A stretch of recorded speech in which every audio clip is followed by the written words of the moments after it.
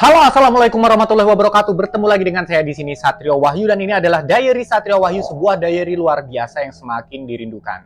Apa kabar kalian semuanya? Thank you banget buat kalian yang baru saja bergabung. Saya ucapkan selamat datang, dan buat yang udah setia di channel Diary Satrio Wahyu, saya ucapkan terima kasih banyak. Semoga rezeki halal yang melimpah ruah dan barokah senantiasa dilimpahkan dari Tuhan Yang Maha Esa untuk kalian semuanya. Semua yang nonton video aku dari awal sampai hari ini pokoknya. Dan di video kali ini saya akan menceritakan sebuah pengalaman mistis yang dialami oleh seseorang yang menyebut dirinya sebagai Adi. Adi ini adalah seorang pemuda berusia 18 tahun kala itu yang harus pindah mengikuti orang tuanya yang dipindah tugaskan keluar Pulau Jawa. Di mana di sana dia mendapatkan sebuah rumah dinas orang tuanya dan ditempatinya. Rumah dinas itu berada di tengah hutan yang konon katanya di situ dia mendapatkan gangguan-gangguan gaib yang awalnya tidak terlalu mengganggu sampai yang mengganggu banget. Nah, seperti apa kisahnya, kita langsung masuk aja.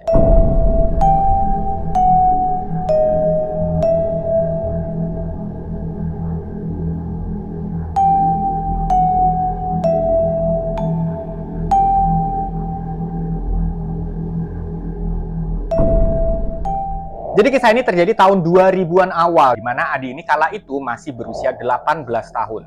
Dan kala itu orang tuanya Adi ini memang bekerja di salah satu perusahaan BUMN dan harus dipindah tugaskan keluar Pulau Jawa. Dia tidak menyebutkan ke pulau mana, tapi setidaknya kita di sini bisa mengira-ngira karena dia menggambarkan rumah dinas yang didapatkan oleh ayahnya itu berada di tengah hutan.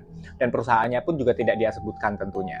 Rumah dinas itu sekedar digambarkan sama Adi adalah sebuah rumah yang cukup indah, cukup nyaman, walaupun tempatnya itu di tengah hutan, terbagi menjadi 3 ruangan utama. Ruang depan sebagai ruang tamu, ruang keluarga ada di tengah, kemudian di bagian belakang adalah dapur dan juga kamar mandi. Keluarga Adi ini terdiri dari 5 orang, jadi ayah, ibu, Adi, 1 kakaknya, 1 juga adiknya. 5 orang mereka tinggal di tengah hutan di rumah itu. Di awal-awal kepindahan mereka itu sebenarnya belum terjadi gangguan apapun juga, dan Adi merasa nyaman, begitu juga 2 orang tuanya dan juga kakak dan adiknya. Semua aktivitas berjalan lancar dan normal seperti biasanya. Mereka pun sudah mulai tuh mendapati atau memiliki spot-spot yang menjadi favorit mereka, baik itu di dalam rumah ataupun di luar rumah. Nah, Adi ini spot paling favorit di dalam rumah adalah ruang tengah, di mana di situ terdapat televisi besar, ada kaca yang mensekat atau membatasi antara ruang tengah dan ruang belakang, karena ruang tengah ini ber-AC. Jadi supaya untuk mempertahankan suhu dinginnya ada pembatas kaca gitulah. Dan di situ ada 1 televisi besar di mana Adi suka banget tidur-tiduran sambil nonton TV. Jadi dia tuh kayak ngerasa nggak terganggu, dan itu memang udah menjadi spot favorit bagi Adi.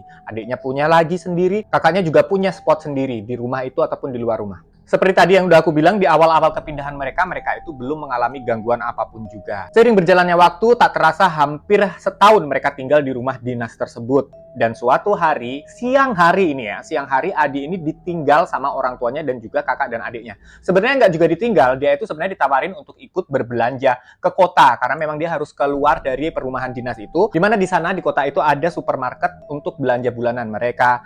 Dan akhirnya Adi pun memutuskan untuk tidak ikut keluarganya untuk berbelanja bulanan di hari itu. Dia pun ditinggalkan sendirian. Awalnya tidak terjadi apa-apa, dia merasa tidak ada yang aneh juga, sampai akhirnya pada saat mobil orang tuanya atau mobil keluarganya ini keluar dari area pekarangan rumah dinasnya itu, dia mulai merasakan sesuatu yang mencekam. Aura itu mendadak langsung berubah, tidak seperti biasanya. Tapi Adi saat itu yang sedang menonton acara televisi kesukaannya dia itu cuek. Dia tidak menghiraukan apapun yang terjadi, pokoknya aku cuek, kayak biasanya juga nggak pernah terjadi apa-apa. Pikirnya begitu. Dan entah kenapa walaupun siang hari, saat itu Adi itu merasa ngantuk. Mungkin karena acara TV-nya itu tidak seseru biasanya, atau dia mengalami kebosanan. Dia pun memutuskan untuk masuk ke dalam kamar untuk segera tidur. Kondisi kamarnya Adi, ada tempat tidurnya dia. Kemudian di seberang tempat tidurnya dia itu ada cermin besar yang menempel di sebuah dinding.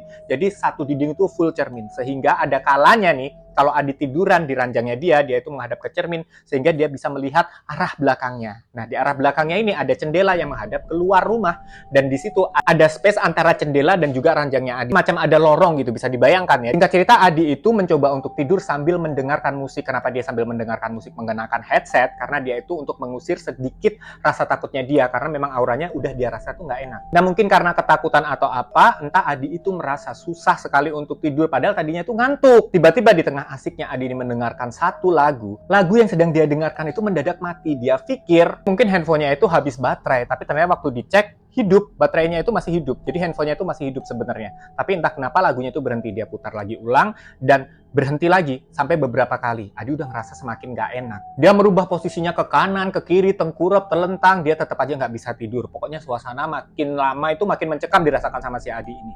Sampai dia tuh nggak sengaja menatap cermin yang ada di hadapannya. Di mana di belakangnya itu ada jendela yang menghadap keluar rumah, dan juga di situ tuh ada celah antara jendela dan juga tempat tidurnya dia.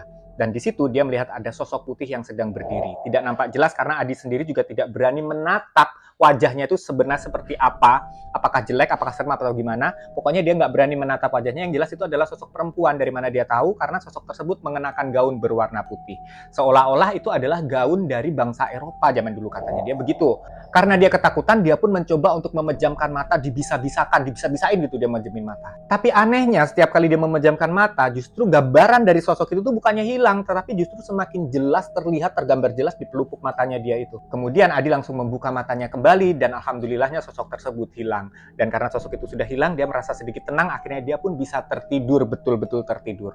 Dan di dalam tidurnya itu dia bermimpi. Di dalam mimpinya itu dia mendapati sekerumunan orang ada di tengah hutan, di mana mereka itu sedang melakukan semacam ritual begitu, dan di tengah-tengahnya itu ada sosok perempuan bergaun putih ala-ala bangsa Eropa. Entah ritual apa yang sedang mereka jalankan, tetapi Adi yakin bahwa sosok yang berada di tengah kerumunan orang itu adalah sosok yang tadi dia lihat di cermin. Ketika dia mulai mengamati sosok tersebut, semakin lama yang tadinya cantik berubah menjadi sangat-sangat seram. Setelah itu Adi memejamkan matanya, ini dalam mimpi nih ya, Adi memejamkan matanya. Begitu dia membuka matanya lagi, tiba-tiba sosok itu sudah tepat berada di depannya dia dengan wajah yang penuh darah. Perlahan tangannya dijulurkan ke arah Adi dan seperti meraih wajahnya Adi, kemudian mencabik-cabik wajah Adi. Di dalam mimpinya Adi merasa wajahnya itu dicabik-cabik sampai mengeluarkan darah sama seperti sosok perempuan itu. Kemudian dia terbangun, detak jantungnya udah nggak kekontrol lagi karena saking takutnya dia udah dak-dikduk banget. Dan sebenarnya Adi ini adalah seorang muslim ya, tetapi walaupun dia seorang muslim, Adi ini itu nggak lancar ngaji. Dari kecil dia tuh emang susah kalau disuruh ngaji, jadi dia tidak bisa membaca doa. Jadi apa yang dia lanjutkan cuma dia minta tolong, ya Tuhan tolonglah aku supaya gangguan-gangguan apapun itu jika ada di ruanganku hilang seketika ini juga Tuhan gitu. Dan setelah dia berdoa seperti itu, dia merasakan sedikit tenang. Tapi sejenak setelah dia tenang itu, dia kembali menatap ke cermin secara tidak sengaja, dan di sana dia kembali mendapati sosok itu. Dan benar saja, waktu dia menyapukan pandangannya dari bawah ke atas, perempuan yang dia lihat sekarang di dalam bayangan cermin itu adalah benar-benar perempuan yang ada di dalam mimpi. Dan saat ini sosok tersebut mulai berjalan perlahan ke arah Adi. Adi bilang dia tuh hampir pingsan rasanya, kemudian dia langsung lari keluar dari kamarnya. Ingat ya, ini siang hari, bukan sore, bukan juga malam. Dia berniat untuk keluar dari rumahnya karena mungkin saja di luar dia bisa menemukan tetangga-tetangganya. Ternyata di luar dia tidak menemukan seorang pun.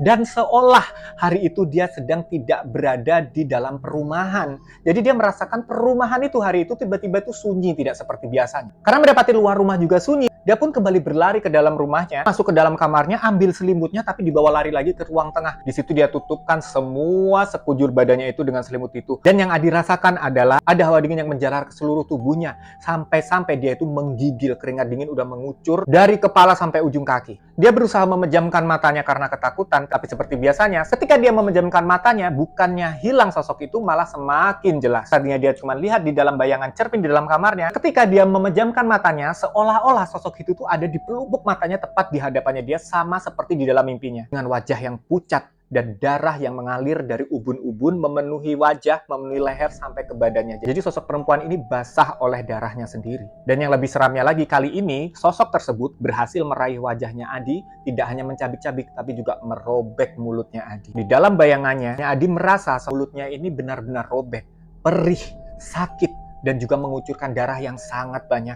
Sampai dia itu berteriak. Dan ketika dia berteriak, dia tersadar. Kemungkinan tadi itu dia itu sempat pingsan. Dan saat ketika dia tersadar membuka matanya, alhamdulillah keluarganya semuanya udah ngumpul ada di hadapannya dia.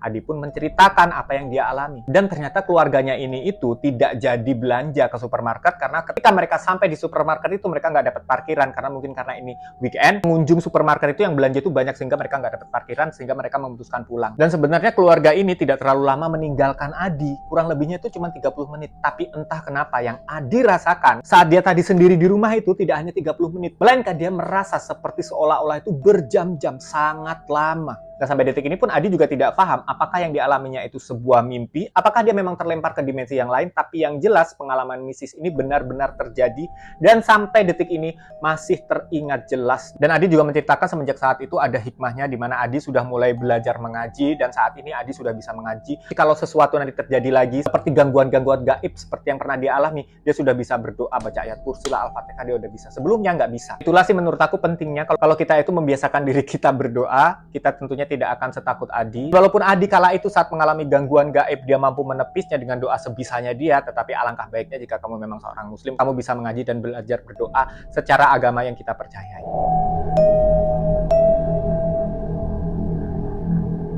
Oke, itu tadi adalah cerita yang datang dari seseorang bernama Adi yang kala itu berusia 18 tahun. Entah di mana kala itu dia mengalami, pokoknya pulau di luar Jawa dan perumahan BUMN itu ada di tengah hutan. Mungkin kalian bisa kira-kira sendiri. Thank you banget bagi kalian yang udah menyimak video ini dari awal sampai habis. Dan jangan lupa tonton juga video-video horor aku yang lain, video-video kriminal, dan juga mungkin video-video yang lain yang unik-unik. Kalian boleh simak. Kalau kalian ada ide, silahkan kalian tuliskan di kolom komentar. Thank you banget. Assalamualaikum warahmatullahi wabarakatuh. Dan salam semakin viral.